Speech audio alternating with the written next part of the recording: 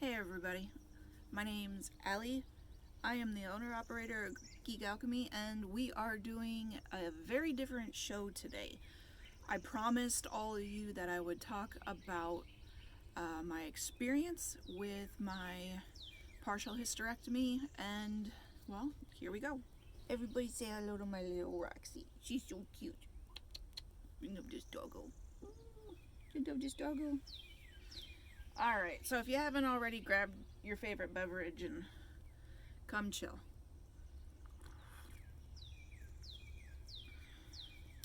So, I don't know if you guys really want the whole story, but I guess let's start at the beginning. I'll try and summarize it. So back in my early 30s, I started getting very irregular cycles. For me, I used to be very regular, and as the years went on, they got heavier and heavier. My cycles got heavier and heavier, and my fatigue went through the roof. There are some days where I was lucky just to make sure that everybody was fed and that the house didn't blow up.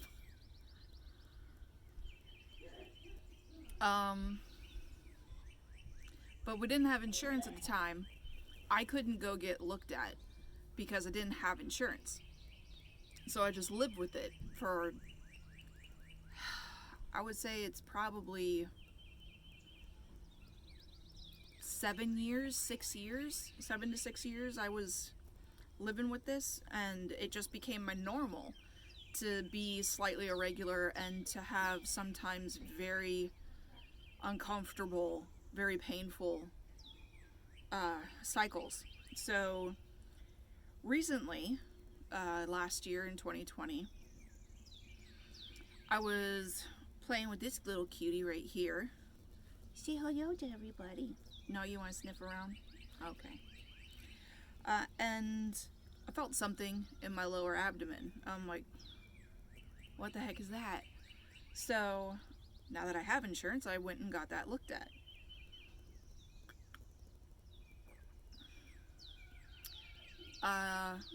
Doctor palpated the area and is like, yeah, I feel that too. That's not supposed to be there. Let's get an ultrasound. Ultrasound revealed I had an 11 centimeter cyst on the top of my uterus. And well, that's just not normal. So I went and seen a specialist OBGYN, and they did their own exam, and we chatted, and a partial hysterectomy was on the table. And I'm 37 now, like this close to being 38, so you know, I had my kids early. The eldest is officially a senior in high school and an official adult, so I'm kind of done, you know, like I don't want to hit that restart button and have a wee babe. It's not for me. I know a lot of families do it, and you know, good on them if that's your plan. Live it up. Not me. not me.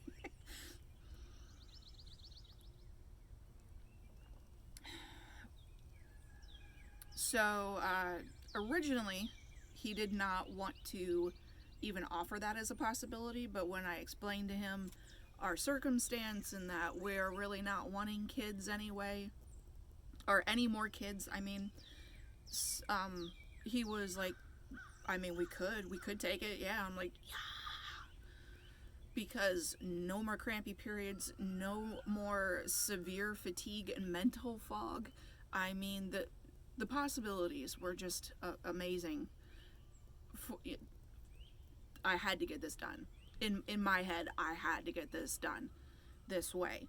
So he promised to keep my ovaries as long as they were healthy, and I agreed. I wanted my ovaries to stay intact, but he literally said he was going to take everything else. And I asked about why not keep the fallopian tubes in there. Well, according to my doctor, the most recent research has proved that ovarian cancer starts in the fallopian tubes, not in the ovaries themselves. So I was like, yeah, okay, take them. I don't need cancer. I have a history of cancer in my family. So, anything we can do to lower that risk, I'm all for it. Take them. So we did. I can't remember how long my surgery was supposed to last. I know it was supposed to be a good chunk of the day, but I ended up um, doing so well in surgery that I was out either an hour or an hour and a half before they planned on me getting out. I had to have a cesarean scar because my uterus was the size of a baby's head. So they needed to make an incision the size of a baby's head so they could safely take it out of me. So they sent it off to pathology. I asked for pictures because I'm really fascinated with anatomy. Back in a former life, I was a massage therapist, and I absolutely loved anatomy and physiology class, not necessarily for the memorizations, but for how each person can have a slightly different muscular structure or how their organs can be flipped, and it's 100% normal for these irregularities in the human body, but that's a whole different rabbit hole and it's not part of this. So if you want to do a deep dive, there's a lot of information out there. It's really neat.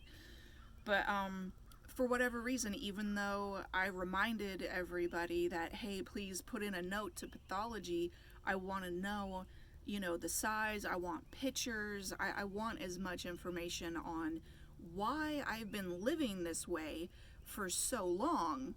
I wanted to have a visual. I wanted to have, written in concrete terms from doctor slash scientist. This is what went on. This is why. And no one gave them the note.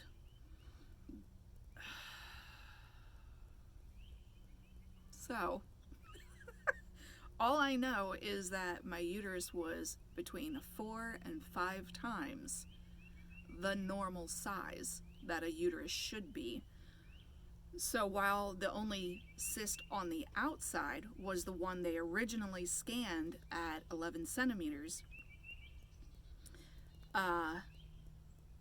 it goes without saying that even though they didn't cut it open, the only reason it would be so big is if it was riddled with cysts on the inside. Now, what kind of cyst? I'm not sure if I mentioned it. They're called fibroids. Essentially, your body grows extra muscle and then it encapsulates it. It's like, oh, wait, I wasn't supposed to do this. And like the function of normal cysts, it closes around, so around the offending matter, so it doesn't continue to grow, and it closes it up so it's safer for you. All the bad stuff is on the inside. At least that's how I've always understood cysts. Now, if you're a doctor or a scientist of some sort with physiology, please comment and correct me in the comments. I don't want to I don't want to spread misinformation, but this is how I understand it. Coffee. So, the next step, I assume, is recovery. I should get to. My recovery in the hospital was really good. I was only given, after the first day, by the second day, I was only given pain medicine when I needed it. I was very nauseous. Thankfully, I never got sick. But the whole day of surgery, I didn't eat a thing, unless you count a graham cracker and like a Jello at the end of the day when the anesthesia was more out of my system, because it was still in my system the next day or two. I just wasn't as bad. It took a while for me to process the anesthesia out of my system.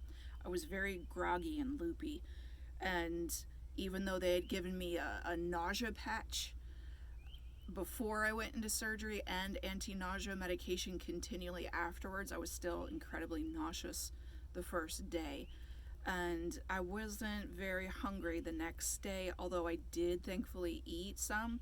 And I got better. Not only did I do better in surgery than they expected, I recovered faster than they expected in the recovery section of the hospital. They said if I really felt the need, I could have stayed another day, but that my third day was my official third day was the day that they were going to discharge me if I felt okay. And I had already gone through the whole letting go of the excess air that they pump into you. I'd already started having movements and going to the bathroom 1 and 2 on my own, beautifully, as they say. I don't know if I would consider that experience a beautiful one, but okay.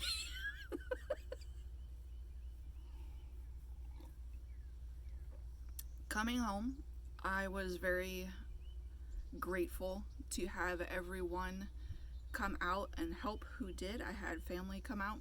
My husband was able to thankfully get time off of work to help me so that I didn't have to have any of that, mental load of what's for dinner and, are the kids doing their schoolwork and things like that. I was told and I got it 100%. Just sleep, just relax.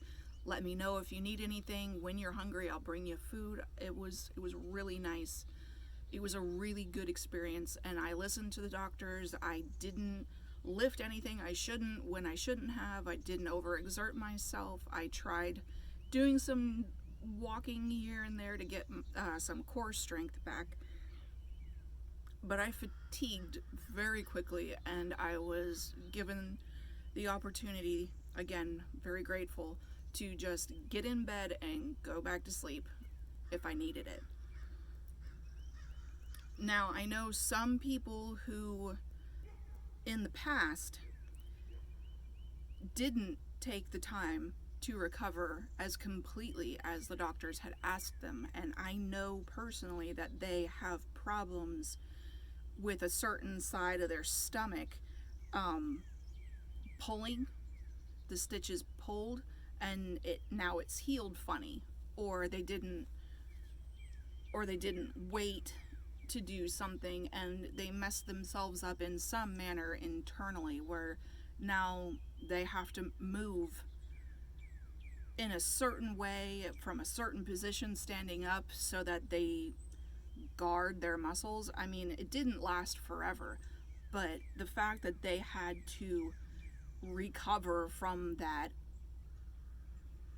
push that they were giving themselves to, recover faster, I wasn't going to do that. And as of right now, it is early April. I am past my 2-month mark, going on my 3rd. I'm nearly at 3 months.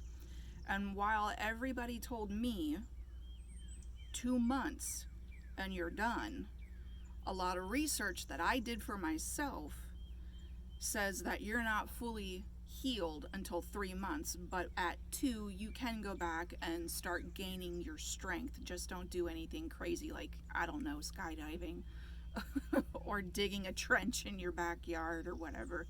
No hard labor, essentially. No big stresses on your body. So long as you wait till the 3 months to do super extenuous stuff, you should be 100% good to go.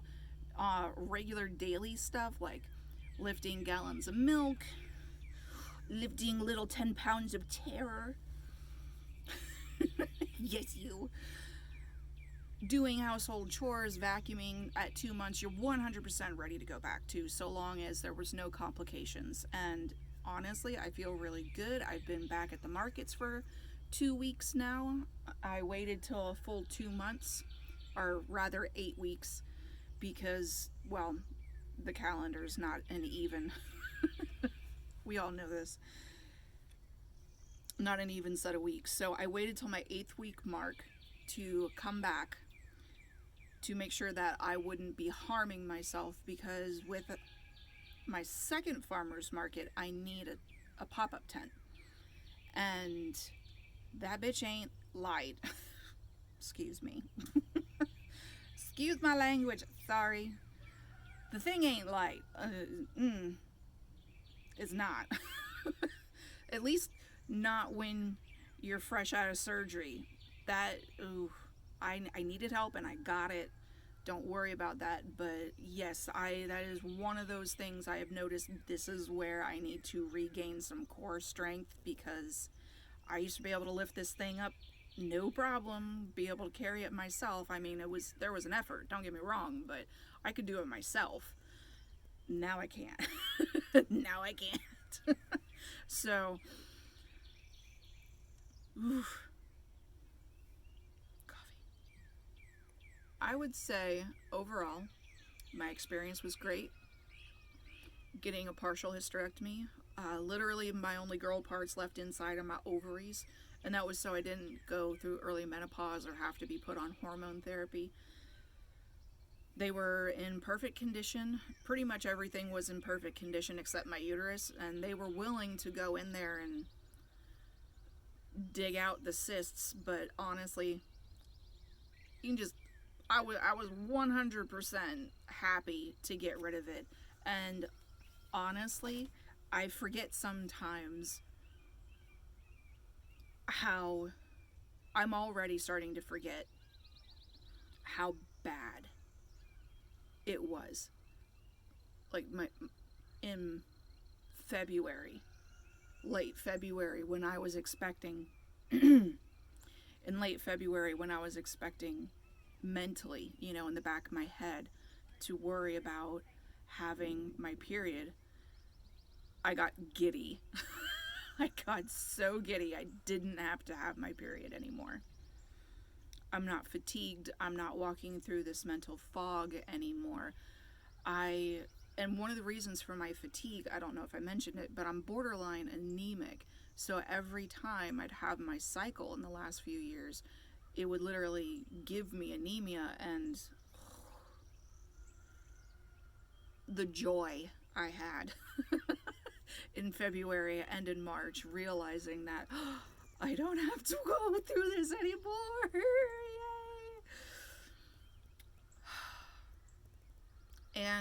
And I'm exceedingly thankful that we have really good insurance. Our copay was only, I think, $200. And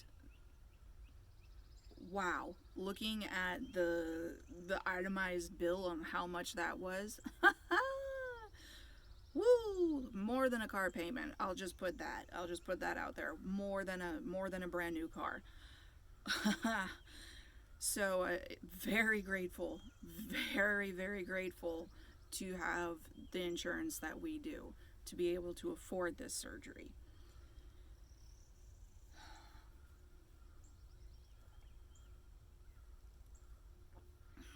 I've rambled on quite a bit. I think I went over everything that I meant to go over in this.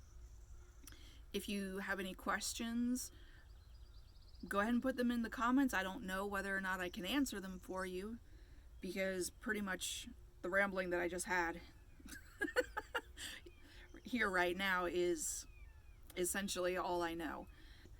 Feel free to ask me. Keep in mind, I'm just the person who happened to get the surgery. I'm not a doctor, or a research scientist of any sort. So if my facts sound skewed, please, go ahead and do your own research. Or if you are one and I messed up, again, put it in the comments. Let me, let everyone know that maybe I was on the right track, but I gave the wrong information by accident. Or anyway, I hope you guys are enjoying your day. So far, it's a nice spring day here in Florida. It's not gonna last, so I'm soaking it up. Oh, it's so nice out here right now.